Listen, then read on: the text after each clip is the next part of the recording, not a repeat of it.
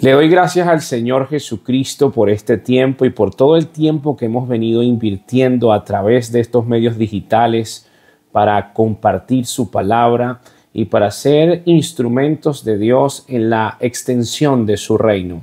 Hemos venido las últimas semanas estudiando esa oración modelo aparentemente sencilla, pero con unas connotaciones tan inefables, tan expansiva, tan trascendental y tan actual. Ese Padre nuestro que nos compartió nuestro Señor Jesucristo y que a través de esa estructura nosotros podemos extraer elementos que nos puedan servir en esos momentos que nosotros queremos orar. Orar es conversar con Dios. Y a medida que nosotros vamos estudiando su palabra, comprendemos que hay elementos en esa oración que yo puedo poner en práctica en mi cotidianidad y no por la premura o por la ansiedad, orar de una forma irrespetuosa y también poco asertiva. Hemos conversado, estoy dando un pequeño repaso, que en la oración modelo encontramos una relación de confianza, una relación de reverencia y de sumisión ante nuestro Dios. Pero hoy vamos a basarnos en un elemento importante que encontramos en esta oración y es la dependencia. Por eso el estudio de hoy se titula a manera de interrogante: ¿dependes de Dios? ¿O es que en realidad tú dependes de tus pensamientos, de tu astucia, de tu trabajo, de un número, de tu nombre? Hay una forma de estudiar la Escritura y a mí me fascina muchísimo, que es hacer preguntas. Hacernos preguntas introspectivas que nos permitan reflexionar y saber si en realidad nosotros estamos o no estamos alineándonos conforme a esa voluntad que estudiamos en días pasados, esa voluntad de Dios. Con esta introducción vamos a estudiar la porción de la oración modelo que dice: el pan nuestro de cada día, dánoslo hoy. Ahora, si tú te fijas, Jesucristo empieza a descender desde lo celestial a lo material. Las primeras peticiones de la oración modelo tienen que ver con Dios. Padre nuestro que estás en los cielos, santificado sea tu nombre, venga tu reino. Toda la primera estructura de esa oración no tiene que ver conmigo, tiene que ver con Él, porque Él es el centro. Él es el primero. Dice la palabra del Señor en Apocalipsis 22:13, yo soy el alfa y el omega. Está hablando Cristo, el principio y el fin, el primero y el último. ¿Tú estás detectando el orden? ¿Y de qué nos habla este orden? Que en los momentos de oración, en primer lugar, no podemos comenzar una oración con peticiones materiales. Si tú lo estás escuchando, tú eres consciente ahora. Si antes lo hacías porque no lo desconocías, eso es una cosa. Pero cuando ya tú escuchas una información, tú te haces responsable de lo que tú estás escuchando. Entonces, nuestra prioridad en la oración debe ser Dios mismo, su obra, su honor, su propósito, pedirle a Él que nos revele su propósito, que nos enseñe a caminar en su voluntad, que nos ilumine en cuanto a los dominios de su reino. Ahora, luego de que yo termino esa parte de la oración, Cristo no ve ninguna incongruencia de pasar de lo eterno a lo temporal. Primero lo eterno, luego lo temporal. Esa es una forma de orar. Esa es una forma correcta. Y con esta petición, Jesús empieza ahora a enfocar una necesidad material. nuestro alimento. ¿Y de qué nos habla esto? Esto habla de la dependencia. En la oración yo debo de manifestar de forma consciente que yo dependo de Dios. Y tú sabes que en el presente nosotros, y digo esto con mucha tristeza, y yo siempre le pido a Dios que me ayude a mantener esa capacidad de asombro por lo que Él es, por lo que Él hace y por cómo me bendice diariamente. Porque a veces los seres humanos tenemos tantos planes, tantos proyectos, tantas necesidades, que perdemos la capacidad de asombro por lo que Dios hace por nosotros y para nosotros diariamente. Algo tan rutinario como el comer y el beber debe ser para un discípulo de Cristo un motivo de glorificar a Dios. Fíjate que 1 Corintios 10:31 dice, si coméis o bebéis o hacéis otra cosa, hacedlo todo para la gloria de Dios.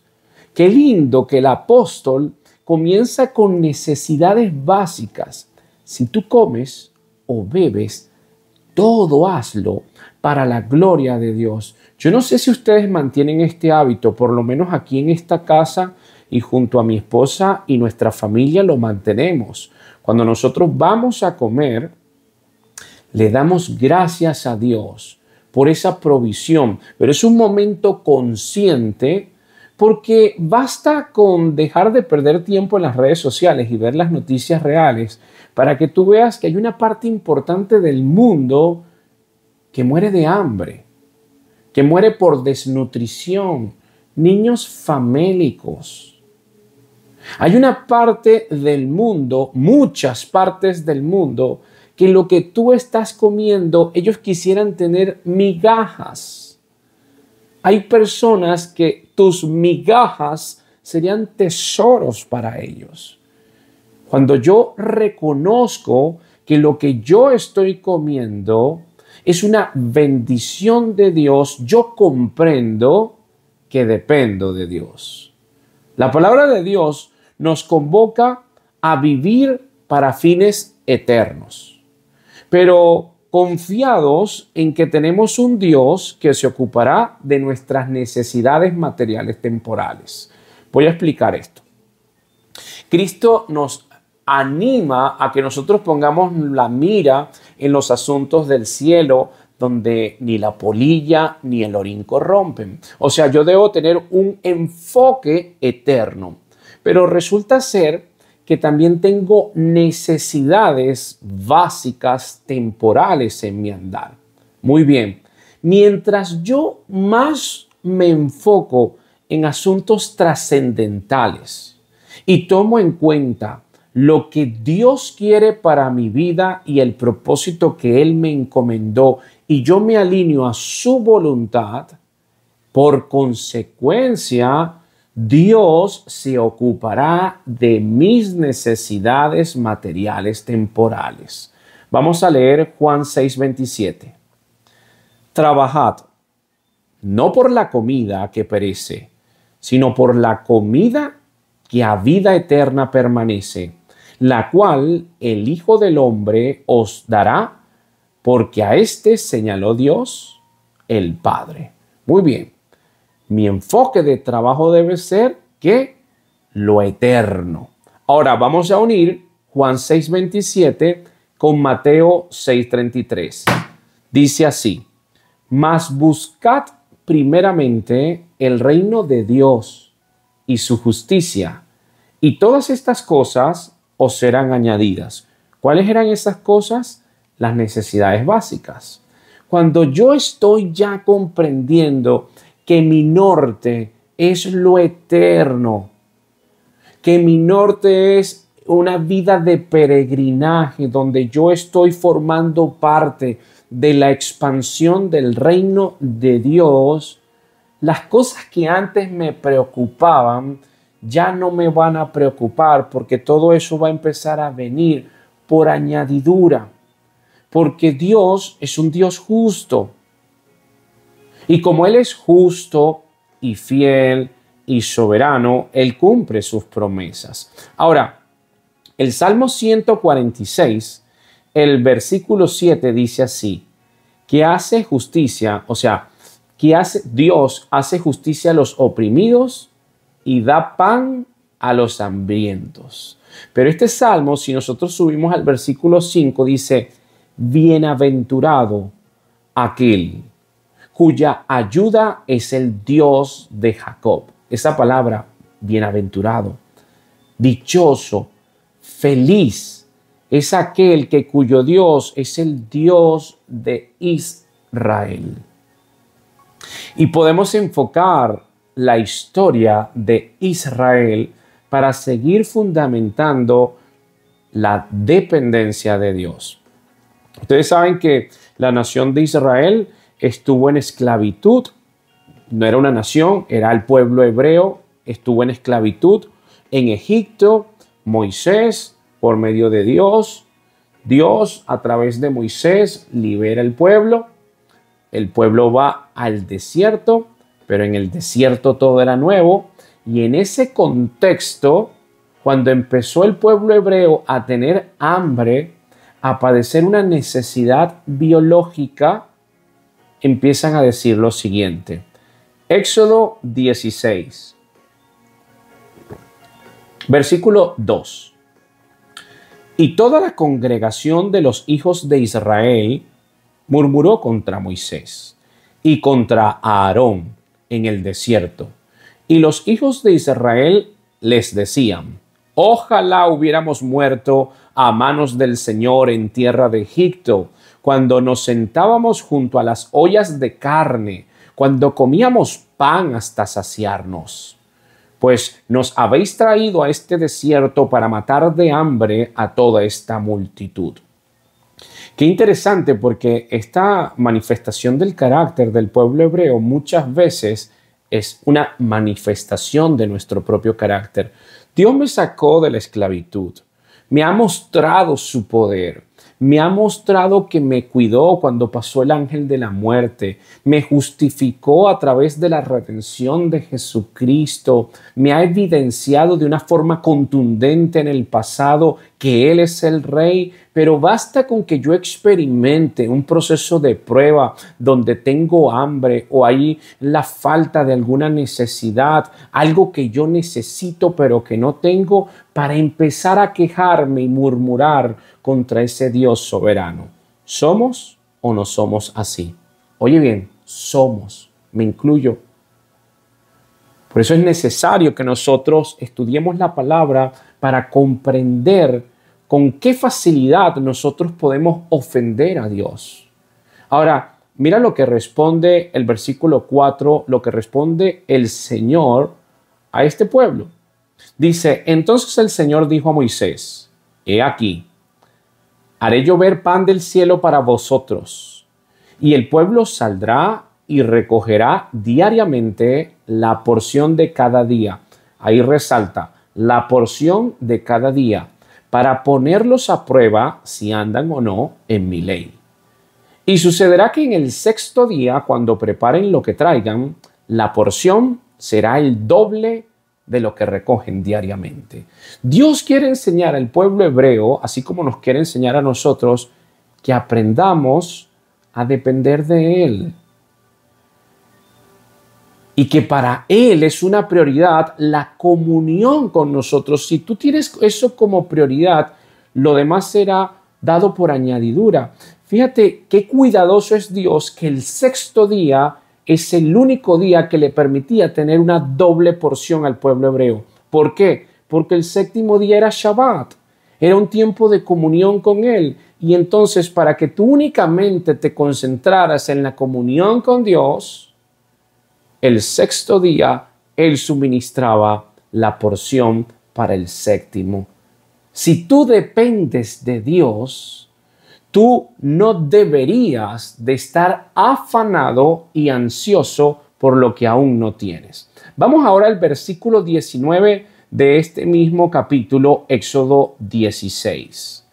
Y Moisés les dijo, que nadie deje nada para la mañana siguiente. Dios dio el maná, pero había una condición: no guardes la porción del día, excepto el sexto día, por lo que te expliqué. Versículo 20, mas no obedecieron a Moisés. Y algunos dejaron parte del maná para la mañana siguiente, pero crió gusanos y se pudrió. Y Moisés se enojó con ellos. ¿Por qué razón se pudre el maná que guarda? En primer lugar, porque están desobedeciendo a Dios. En segundo lugar, porque no están dependiendo de Dios. Y aquí es importante tener una aclaratoria, porque si nosotros nos quedamos únicamente con esta porción de la Escritura, podríamos decir: ay, Panisa me dijo que yo no ahorrara, que yo no me administrara, que yo no guardara para el futuro, porque Dios nos manda a depender de Él todos los días. Cuidado, hay que leer bien la Escritura, porque no está mal hacer provisión para el futuro.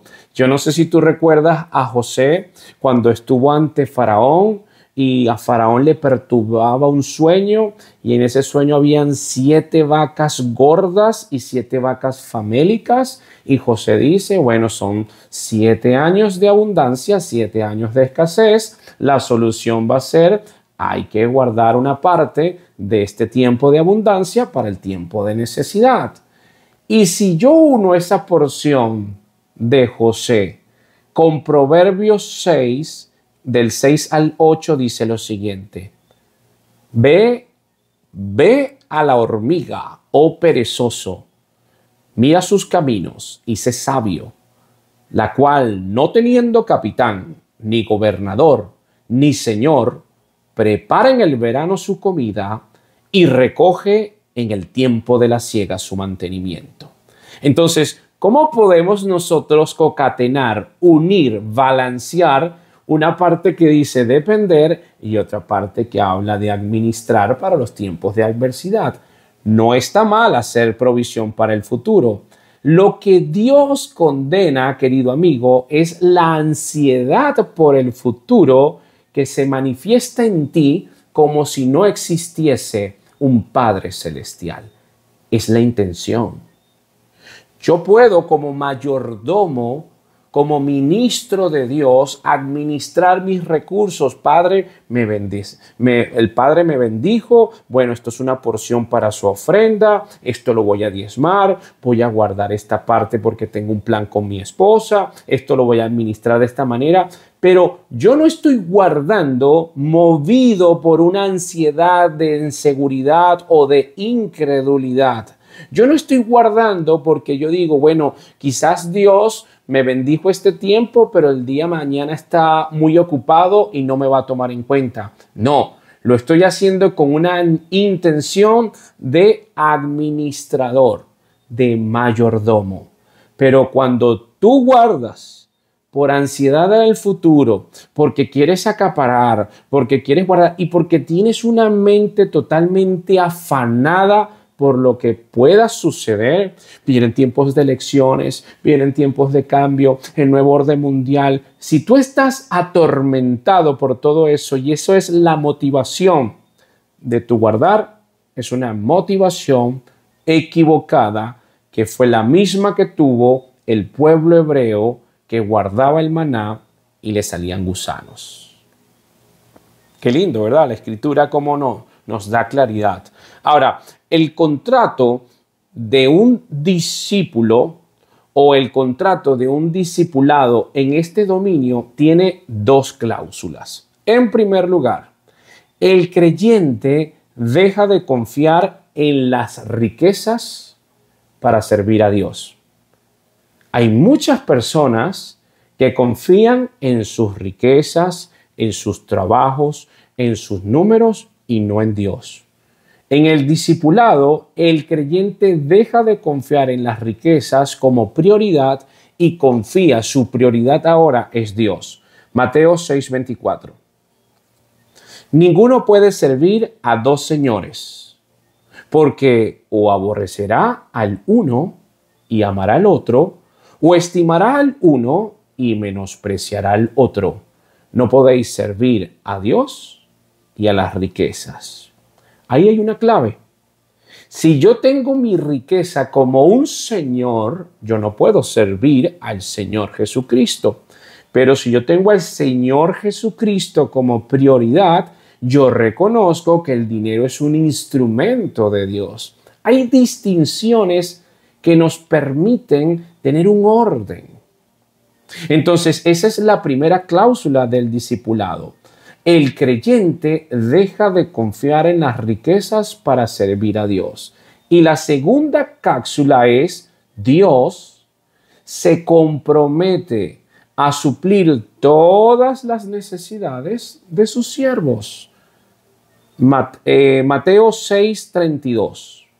Porque los gentiles buscan todas estas cosas, pero vuestro Padre Celestial sabe que tenéis necesidad de todas estas cosas. Nuevamente te lo leo.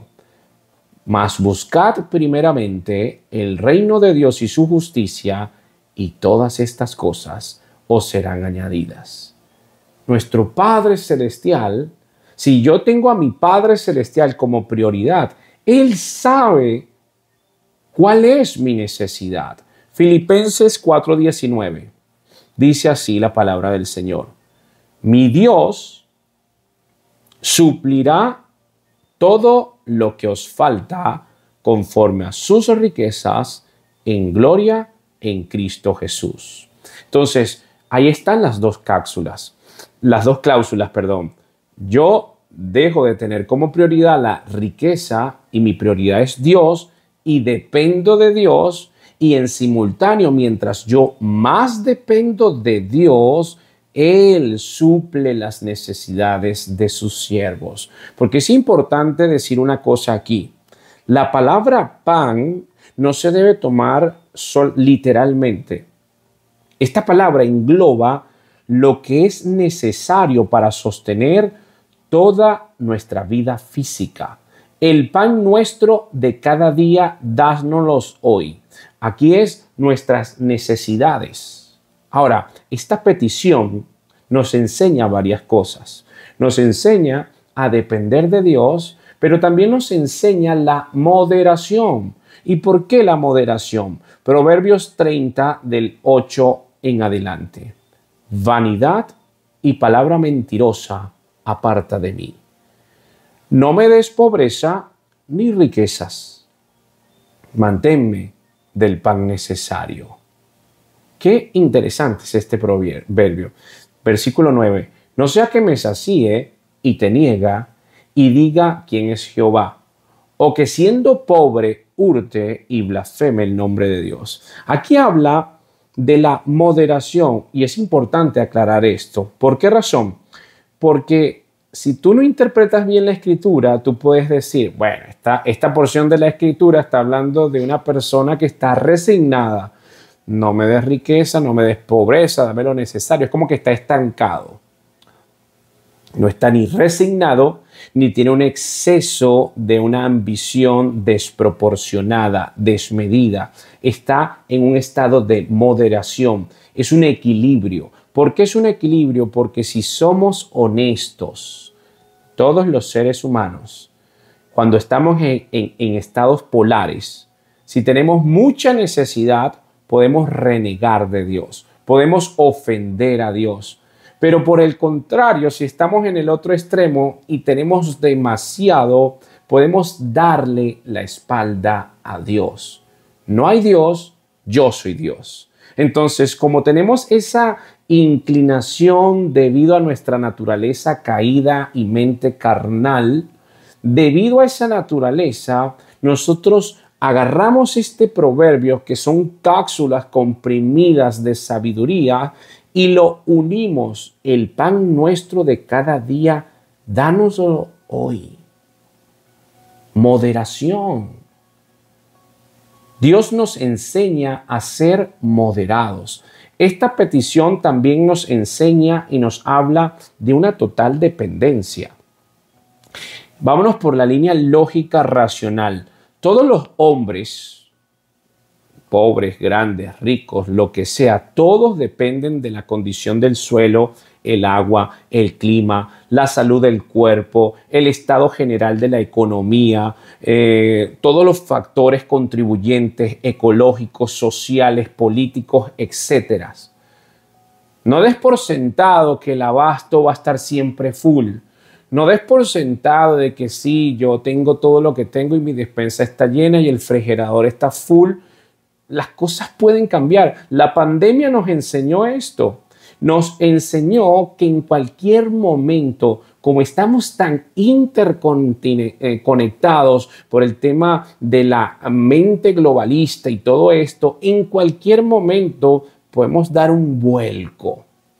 Entonces, yo, para poder tener paz, si medito en esto, comprendo que yo le sirvo a un Dios soberano que gobierna en el universo y que está sentado en su trono. Empezamos a depender de Él. Yo no dejo algo en la obviedad. Yo no dejo en la obviedad de que como esto, o como dicen por ahí, yo no como esto porque yo no repito comida, o como dicen por ahí, yo no como esto porque ya estoy fastidiado. No. Todo lo que comas es porque es una bendición de Dios. Aprende a depender de Dios, a tener una vida de agradecimiento en vez de queja, porque el agradecimiento es lo que más te empieza a acercar y acercar a Dios. No es lo que más, pero sí forma parte con la humildad, porque hablando de humildad, esta petición también nos enseña a ser humilde. Lo que está sobre la mesa como un don de Dios es un producto de su gracia. No solo porque Dios es la fuente de toda bendición, sino también porque el pecado despojó al hombre de todo. Tú no mereces ni siquiera el oxígeno que te mantiene vivo. Y por la gracia de Dios hay fotosíntesis, hay oxígeno, hay comida, hay vestimenta, hay oportunidades para el arrepentimiento. Pero yo no puedo ver esto si yo tengo una mente fatua y vanidosa. Esta petición me enseña a ser humilde. Y en esta petición, muy importante decir esto también, está la disposición de trabajar implícitamente. Lamentablemente, hay hermanos en la fe o personas que dicen que son cristianas que están como el pueblo hebreo esperando que el maná le caiga del cielo. Pero no comprenden que a ellos les sucedió así porque en su contexto estaban en un desierto y Dios los estaba trasladando a la tierra prometida. Pero usted debe trabajar, debe orar y debe moverse, debe buscar el pan. Aquí está la disposición de trabajar. Y para que no quede duda, segunda de Tesalonicenses 3:10. Porque también cuando estábamos con vosotros, os ordenábamos esto: si alguno no quiere trabajar, tampoco coma. Entonces, hay muchos que sí están en un estado de resignación, no es moderación. Están esperando que las cosas le caigan del cielo como el maná. Y no es cierto. Ahora, obviamente hay personas que no pueden trabajar, no te lo tomes personal. Todo el mundo ve el corazón y conoce la intención. Si usted tiene una discapacidad, si usted es una persona mayor, si usted tiene algo muy puntual que es un trabajo y que depende de otras personas, bueno, esto no es para usted, pero Dios ve el corazón y Dios sabe a quién le está hablando. Si usted es flojo y perezoso y está esperando que las bendiciones le caigan del cielo, esto es contigo. En el pan nuestro de cada día, dánoslos hoy, implícitamente está la disposición de trabajar. Tú le pides, pero tú sales a buscar también. ¿Por qué? Porque eso es fe en acción. La fe sin obras es muerta. Y finalmente, en esta porción de la oración modelo, también encontramos la generosidad. Por eso dice, no dice dame el pan nuestro, sino dice danos. el pan nuestro de cada día, dánoslos hoy, plural. ¿Por qué es el plural? Porque se incluye la necesidad de otros creyentes en todo el mundo, porque juntos constituimos la familia de la fe. En otras palabras, cuando tú pides, pides por ti y por los que tú estás dispuestos a bendecir también. Pero si tú pides únicamente para ti y todas tus oraciones son para ti, primero yo, segundo yo y lo que queda es para mí, eso no va alineado con esta oración. El pan nuestro, danos, danos. ¿Por qué danos? Porque cuando Dios te bendice es para que tú bendigas a los demás también. ¿Desde hace cuánto no ofrendas? ¿Desde hace cuánto tú no? Dios es mi socio. Pero tú ofrendas. Cada uno de como propuso en su corazón, porque Dios ama el dador alegre. No, pero es que los pastores, ahora con ese cuentico nadie quiere ofrendar, no, porque todos los pastores son unos sinvergüenzas, ladrones. Que no te enfoques en el pastor, enfócate en Dios.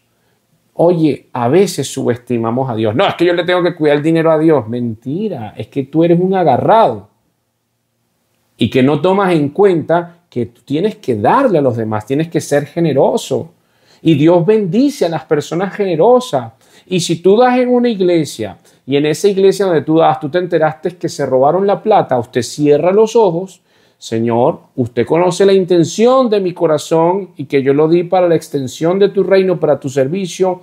No me robaron a mí, Padre, te robaron a ti. Y usted descansa. Pero muchas veces agarramos esos patrones y nos basamos en que conseguimos algunos pastores que lamentablemente tienen un testimonio sumamente nefasto para decir, entonces yo voy a ver lo que van a hacer con la ofrenda. Eso es totalmente antibíblico, porque ese dinero no te corresponde a ti. Porque cuando estás pasando aceite, como dicen los venezolanos, cuando estás comiendo cable, Señor, bendíceme, tú eres mi socio, Padre, provee. Pero entonces el Padre provee, pero tú no tomas en cuenta al Padre. No eres generoso. Y a veces es necesario que nosotros tengamos que escuchar estas declaraciones tan incómodas, porque Dios incomoda para acomodar. Que la gracia y que la paz de Dios te bendiga y que te permita este tiempo meditar si tú en realidad estás dependiendo de Dios.